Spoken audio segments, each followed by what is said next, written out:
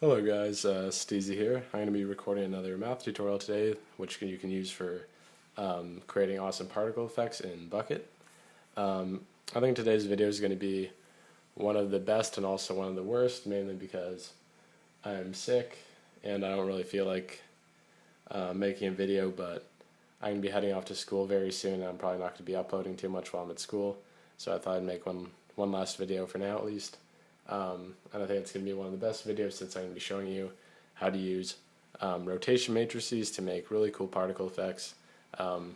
It's to make those kind of three-dimensional beam, like the really cool ones that I've told you guys I'm never going to show you how to make, but I'm going to show you how to do that today. The reason I'm doing it on paper is because there's a lot of hard work I put into this, figuring out how to do it. And I kind of want to show you guys how the math works, and I think it's kind of interesting how you can use complicated math to do something kind of as simple as making things for Minecraft. So here, you probably can't read this, but these are the three rotation matrices, kind of the general rotation matrices for rotating about the x-axis, the y-axis, and the z-axis. Here, these are all, if you can't see it, these are cosine and sine, and then these are alphas. These they look like fish. This is alpha, and then beta, which is like a bee with a longer tail, and gamma. And alpha, beta, and gamma are the angles that are so alpha, since we're rotating about the x-axis for this x part of the rotation matrix, that's going to be the angle from the x-axis, and the angle from the y-axis is beta, and gamma is the angle from the z-axis. So this is in 3 dimensions. I'm going to try to draw a 3-dimensional plane here. So this would be the z-axis here, this would be the y-axis this way, and the x-axis is over here.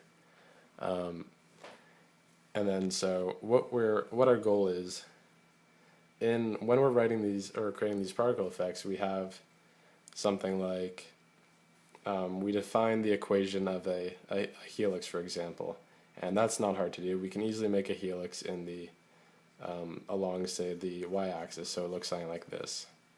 But the problem is, if we want to make a really awesome looking helix beam, we have to rotate this and put it wherever the player's looking. So say the player's looking, it's hard to see kind of explained in this 2-dimensional drawing, but say the player's looking like kind of up and over to the side over here, and we want a helix in this direction. How are we going to calculate the location of each of these particles that we're going to spawn in when it's all off axis? There is no equation for a helix in some random direction like that. Well, it's not easily found. So this is the whole point of using rotation matrices. So what we need to do... Alright guys, I'm back. My phone just ran out of memory. Yeah, so what I was saying is what we're going to be doing with these 3 rotation matrices is we're going to be rotating our equation. So this would be, for example, the equation of a helix is x equals, well in this case it would be x would be like cosine of t, y would be equal to t because it's increasing this direction, and z would be equal to sine of t, something like that. And what we want is we want to find our, let's call it x prime, y prime, and z prime, where x, y, and z prime are the new x, y, and z's after we do our rotations, and we'll end up with this here. So this will be the parametric equation of this new magical helix that's in wherever the direction where we're looking, or wherever we want it to be. So yeah, so what we're going to be doing is we're actually only going to be using two of the 3 rotation matrices. What we're going to do is use the rotation about the x-axis and the rotation about the y-axis for this one. and we could just forget about z.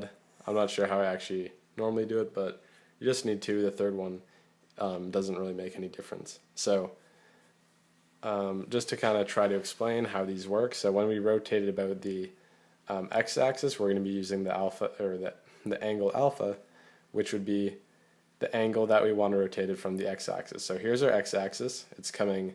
You kind of think about it coming out of the page. So it's actually, you can't really see much of this coming out of the page like that.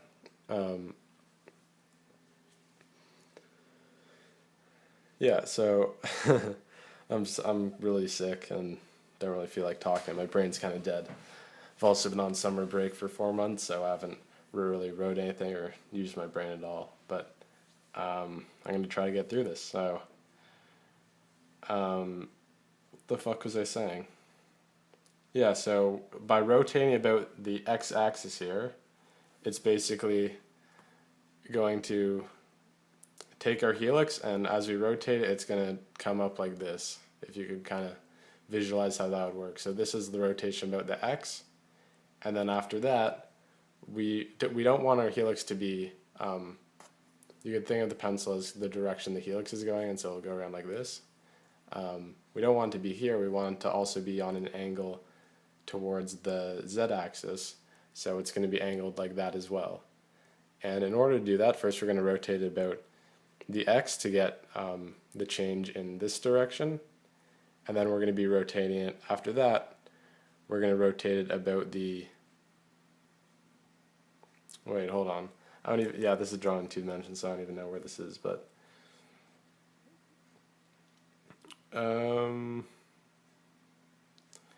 yeah, fuck it, we're going to rotate about, yeah, we're going to rotate about the y after. So in order to do the rotation, we're going to need our, actually who cares, I don't care about alpha right now, but what we're going to do is we're going to take our rotation matrix, so for the rotation about x,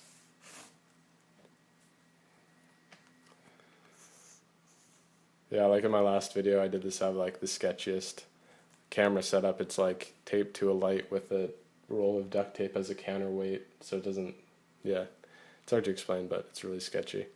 So for the rotation about the x, we're going to be using this matrix here, and what we're going to do is multiply it by our original equation, which is going to be cosine of t, blah blah blah.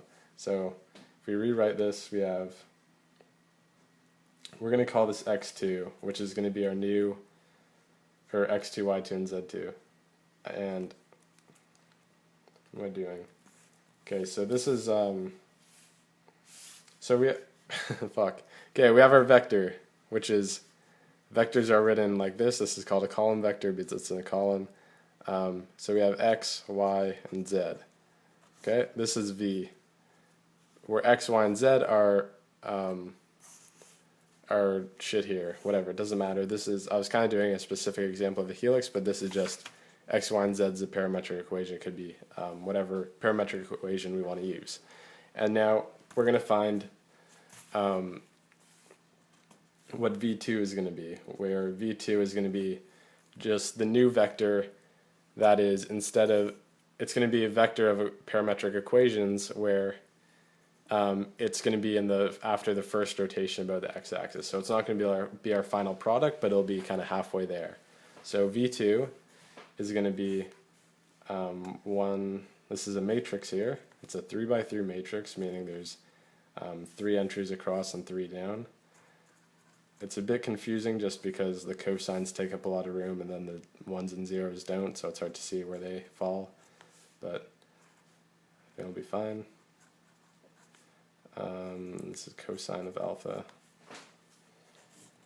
So here's our rotation matrix for the x-axis, and what we're going to do is multiply that by our original vector, or our column vector, which is the original parametric equation that we started off with, which we'll just keep as x, y, and z.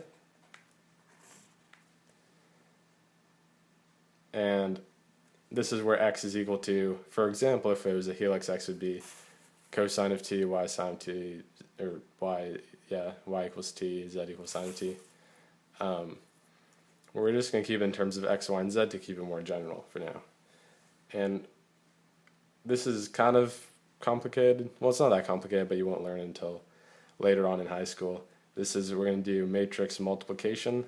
And in order to do this, how it works is we do this entry times that, plus that entry times that, plus that times that, and that'll be equal to our new x. So then we have, so we're going to have v2, it's going to be, we'll call x2, y2, and z2. And when we multiply these, it's going to end up giving us another column vector, where this is the second kind of version after we rotate about x. So since we're rotating about x, the x value isn't going to change. It's not going to do anything, because if we're rotating about this way, it's just going to be tipping up, and there's not going to be any movement towards the x direction or away from the x direction, which is this way. That's probably kind of hard to visualize, but you don't really have to understand it, I guess, if you don't want to. So when we do this, it's going to end up just giving us, so we're going to do 1 times x is equal to x, and then 0 times y, 0, 0 times z is 0. So there, we're done our first, this is going to be our x, the first entry in our v2 column vector. And the next entry is going to be 0 times x, which is 0, then cosine of alpha times y, which is going to be cosine of alpha times y. We can't do any simplification or anything with that. And then we're going to have minus sine of alpha, which is here, times z. And then we're going to have 0 times x, sine of alpha times y, and cos of alpha times z. So that'll give us sine of alpha times y. And then we do plus cosine of alpha times z. And here we have our first vector. This is after our first rotation. So, and this is equal to, we're just calling it kind of like x2, y2, and z2, where x, y, and z2 are also parametric equations. And this y here and that z and x, these are like from our original parametric equation that we're using for whatever equation it is. In this specific example, it's a helix, which I've said 100 times. So we could, if we wanted to, we could sub in for x, we could sub in cosine of t. For y, we could sub in t. But what our goal is to create kind of a general way of calculating a new parametric equation, giving like the direction we want it to be rotated in. So here we have, we're kind of halfway there. This is our rotation about the x, so now we end up with, before we had a helix, which was just flat on the page, going in one direction. Now we have a helix that can be created at any angle from this axis. So say we just turned it like this, or we did another way, and pretend this is forwards, like you're in Minecraft world, you're looking in front of you. Instead of shooting a helix straight in front in the y direction, now you can shoot it kind of anywhere in the vertical direction as well. If you give it an angle based on your pitch you're looking, then you can create a helix in any direction kind of in this plane. If we want it to work anywhere, since we have it work in this plane, now we have to add a rotation about this direction, so that will allow us for to basically create a vector in any direction, and then we can change our helix. So by allowing it to move in this direction and in this direction, we can create any point wherever we want and make that equation. So I don't know if I'm going to go through the second. So we're going to do the rotation about the y-axis now. It's pretty much the same. It's actually identical. We're just going to be doing the same thing, like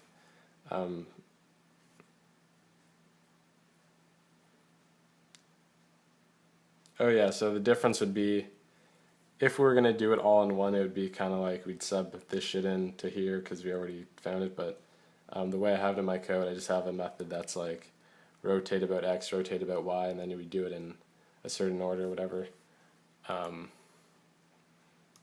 Yeah, so I'm not going to show you how to do that. I showed you how to do the multiplication. It's really just the same thing. Just like that again, do the same thing. We get our another equation, and then yeah. So I'm gonna hop on the computer now and kind of show you how I've been doing it on Eclipse. Alright guys, so I'm back after recording another 5 minutes of this tutorial without actually recording my audio. You might have to adjust it just because I'm transitioning from my phone to my shitty mic with my computer. But yeah, so this is the code I have here. It's super top secret. This is my math utils class I made. This is kind of just basic cosine instead of having to type math.cos every time. Here we have the rotate function, which takes in a vector v, where the vector it's not actually a direction vector. It's basically the vector v I was showing you on paper, where it's like x, y, and z as the three parametric equations. So it's not any kind of direction, it's just the three parametric equations in vector form, so it's easier to use. And then we have our location, which is the location of the player in Minecraft, and we just use that to get the calculate the yaw and the pitch in radians. That's why I have it called yaw r and pitch r. So we just convert that from degrees to radians, and here's some random comments that I was using before for testing. And then what we do with this is we use the rotate about x and the rotate about y, as I was explaining earlier on paper. And after doing these two rotations, we're going to end up with our new vector v, which is the new set of parametric equations. So if we take a look at the rotation methods here, we only need to use two of them, so we'll ignore the rotate about z-axis. I'm tired and sick. Yeah, so we're just going to be using rotate about x and rotate about y. And to use these, what it does is, this is exactly what I was showing you earlier on paper. We have, here we're missing double x, but that's because x is equal to x. If you want to just quickly look back, it would be nice if I could show you at the same time. That would require more editing than I am willing to do.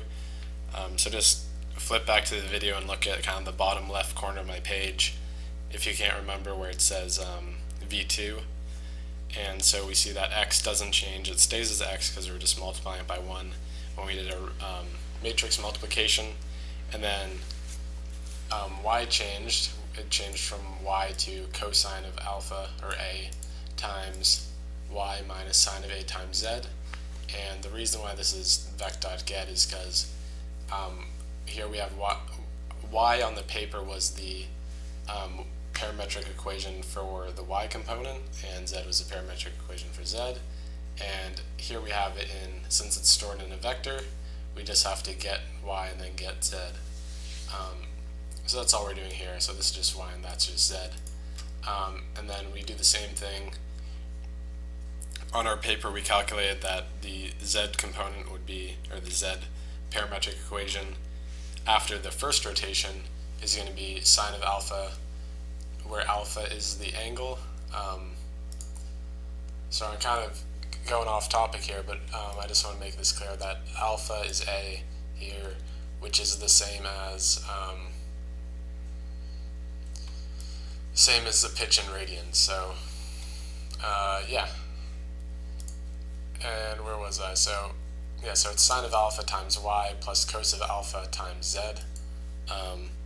And that you can see if you look back earlier in the video in the bottom left corner of the page, I have those three equations there. And then, so that's the first rotation, and this will set the vector, which is our set of parametric equations. It's going to, since x doesn't change, we just ignore it. And then we're going to be changing y to this thing, and then we're going to be changing z to this thing.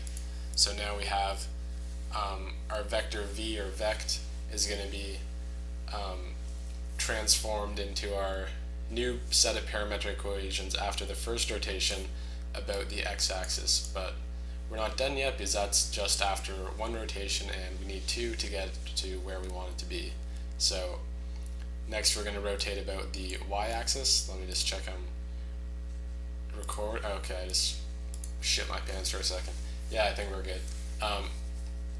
Next we're going to be rotating about the y-axis. It's the same idea. We're going to be using a different angle this time. We're going to be using angle B, which is the negative yaw. I think it's just negative because Minecraft's kind of weird. It's not doesn't use the same standard things as normal math. But yeah, so that's a B. And this is a part I didn't show you on paper. It's just where we're multiplying. Earlier we did, if on the top left of the page I showed you earlier, I have three standard rotation matrices. And for this first one, I was multiplying x, y, and z by Rx, which is rotation about x. And now for this one, I multiplied x, y, and z by Ry for the rotation about y. And we're using alpha or angle B instead of angle alpha. So it's the same thing, same multiplication. They're just slightly different matrices. So we end up with different equations. And here we're missing y because the y doesn't change when we're rotating about the y-axis. And so we just throw that stuff in there, do it on paper, whatever, type it in, and then we're going to be setting the x and the z to this shit here, and y doesn't change because it's no different.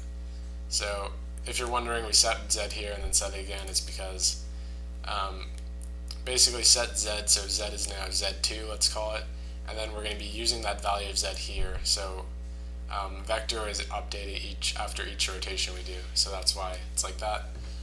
And now we have it. So we go back up here after we execute these two methods, and we're going to be returning v, which is the same as vect, and that is our set of parametric equations. So I'm going to quickly pull something up or write some code where we can do a quick example of this, and I'll show you how it works or how we could use it to make some awesome particle effects.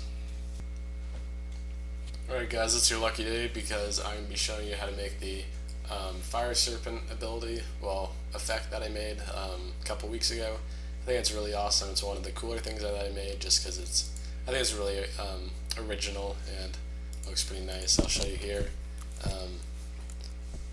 I'm not going to go into this now, but I made a new, I started working on kind of my first plugin, my first project. Here we have preset effects.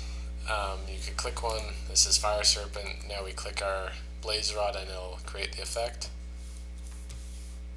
And this is the Fire Serpent effect. And what it does is it creates a bunch of circles in the direction in some direction that we specified, and it actually follows you around because it uses your updated location. So that's pretty cool. Yeah, so I made a video kind of showing that a while ago.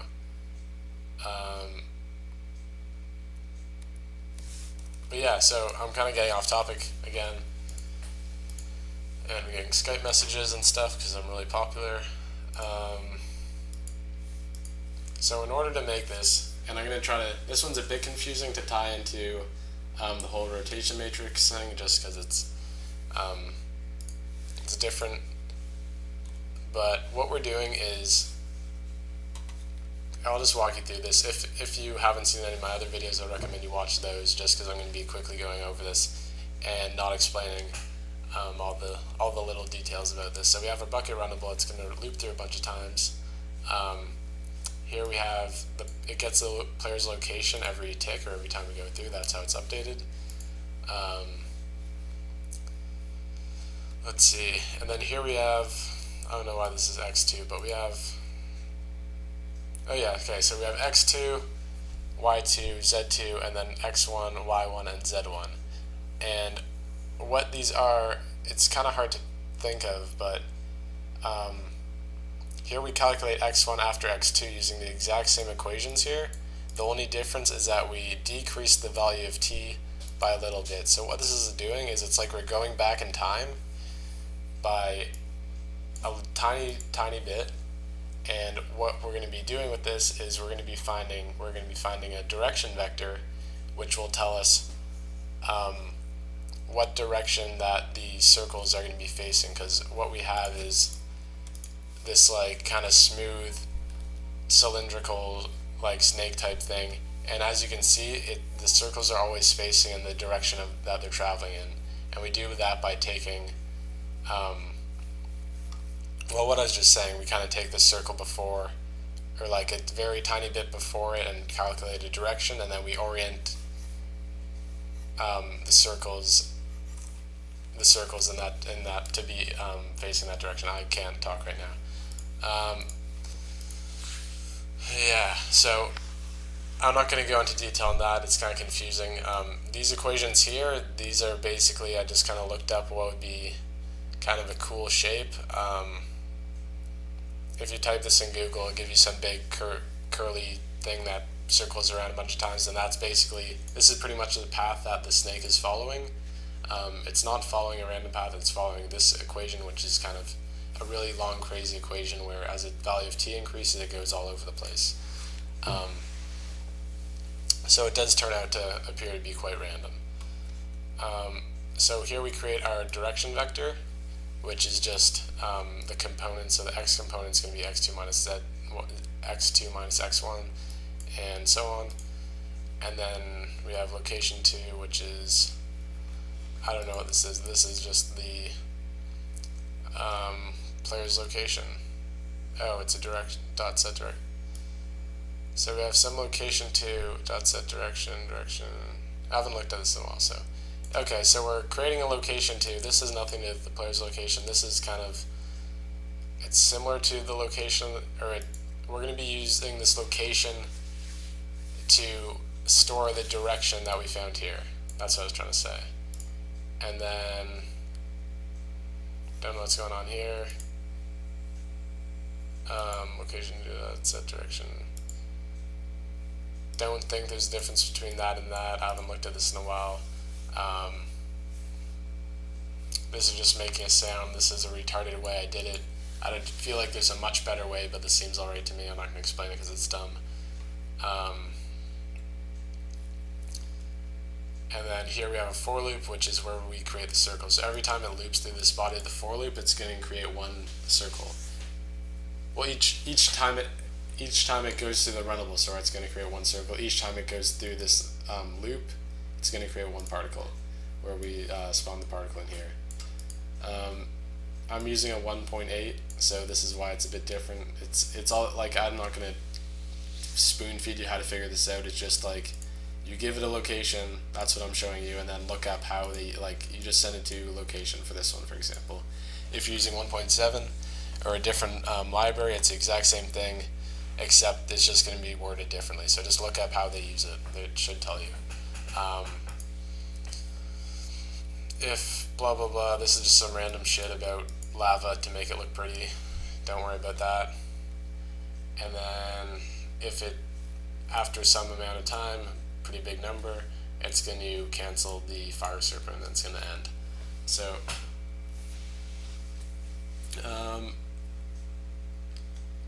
now let's get into the important part here. So we have our parametric equation. This looks fucking insane. What is this? I have no recollection of making this, but anyway, we have sine of I plus Oh, yeah, this shit's so confusing. I don't know why I picked this to explain. But basically we have... Yeah, this confused the fuck out of me. Anyway, it's kind of like... The reason I have sign here is because it makes it kind of swoop up and down at the same time. Okay, fuck that. I'm not going to explain it. Let's say this was just like, in terms of like a normal helix or something, just change this to like cosine of t, make that sine of t. And then here's the important part that you need to know. So we're going to have a new vector, which is, so we're going to have our vector v, which is going to be the set of parametric equations we just defined here. And then we're going to use our mathutils rotate function, and we're going to give it v and location 2, where location 2 is up here, where we're just using location 2 as the... Normally if you wanted it to be a beam that would shoot in the direction you're looking, then you'd use location 2 as a player's location, but since the direction that we want it to be shooting in is going to be x2 minus x1, z2 minus z1, and so on, we want to be facing the direction it's traveling. That's the reason why we're using this one instead. So this is probably the most fucking confusing example. I don't even understand it. I had so much trouble figuring out, like, looking back at this, I have no idea why it's like that and how that works out, but it does, so I don't really care.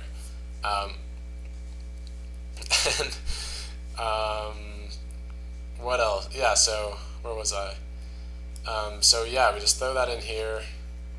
I already explained this. It takes in this shit, which is the location we're using, which we just used to get the yaw and pitch. That's what we're using the location for. We have our kind of our direction stored in that, and then we have our set of parametric equations, which is v.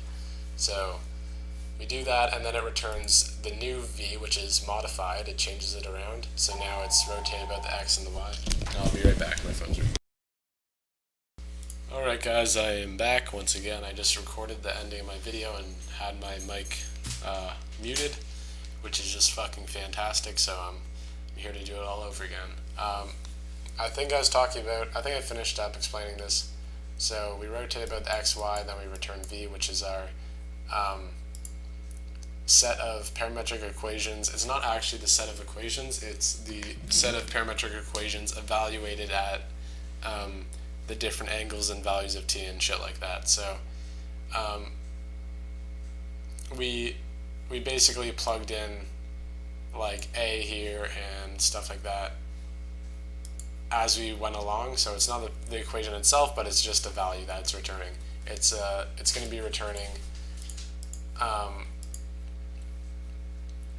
Here we have a return.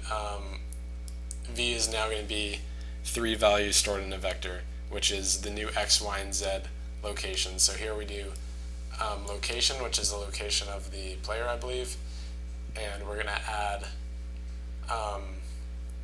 v.getx, v.gety, and v.getz. So we're adding x, y, and z onto the location, and then we're going to spawn the particle effect of that location. I can't remember if I said this, but stop asking me about, oh, this doesn't work, blah, blah, blah. The reason it doesn't work is because you're probably using a different effect library than I am. I do not know which one I'm using. It really doesn't matter. Just pick one and figure out what, just the way it's typed out. So here mine is particle effect equals new particle effect, blah, blah, blah, blah, blah. And then you send to the location.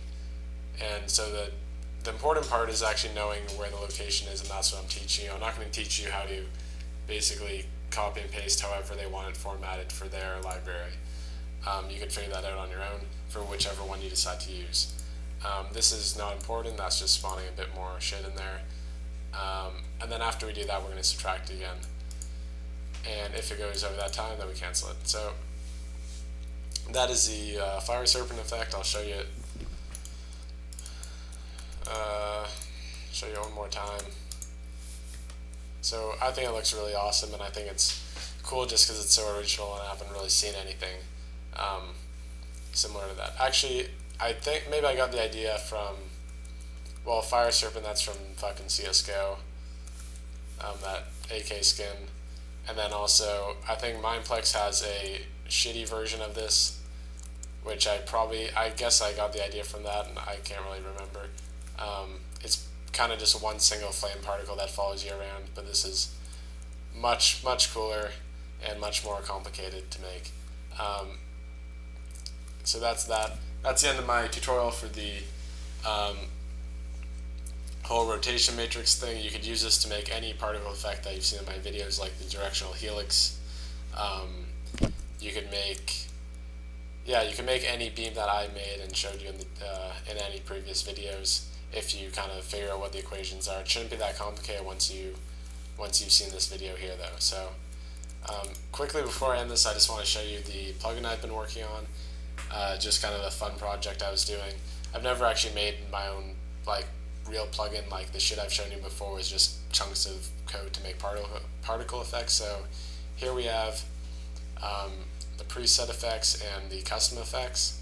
So the preset effects, you go through and pick one of these, whatever you pick. Frost Lord. I showed you how to make this in a previous video. So that's kind of neat, and you can create your own. The cool thing, the whole point of this was to make allow people to kind of experiment with parametric equations without having to use a bucket or write it all out in Java and knowing all that other code. They could just kind of do it through in-game. So here we can make, let's make a helix. So we can do cosine of t times 0.5. This is going to be, we're going to make it go straight up, so I'll just do t times 0. The reason I'm doing times 0.5 is just because the t I'm using is, it increases a bit too much each time, so I don't want it to be so stretched out. I can't remember if I did cos or sine for the other one, but hopefully this is right. Am I recording? Okay, good, I'm recording.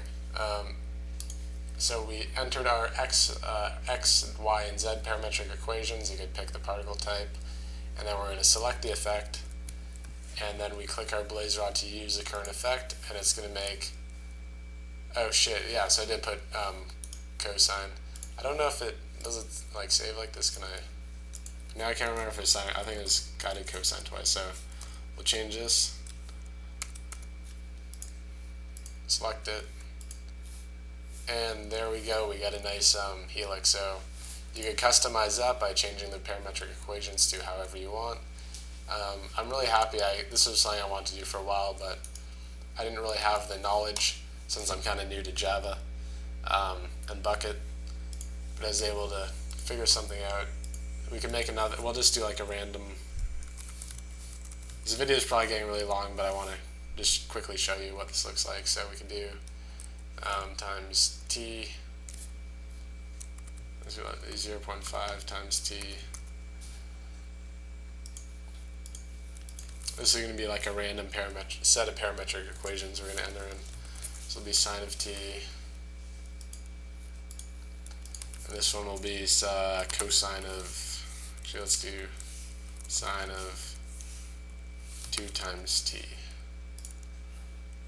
We'll select it and test it out.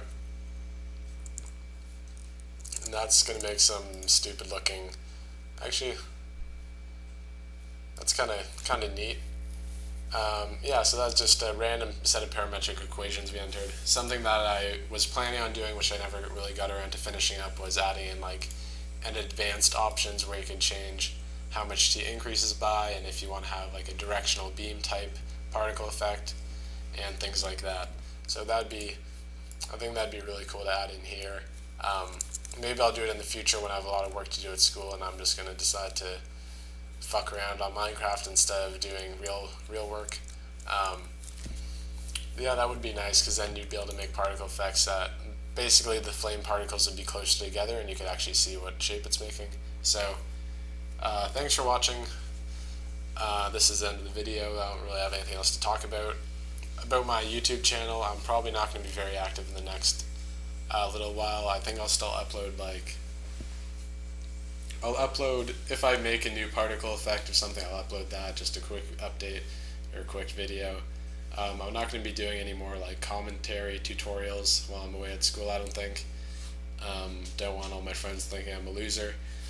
um, actually, yeah, whatever. But I probably won't be doing a lot of those. I'll be busy with other things. Thanks for watching. Leave a like, leave a view, leave a dislike, leave a comment.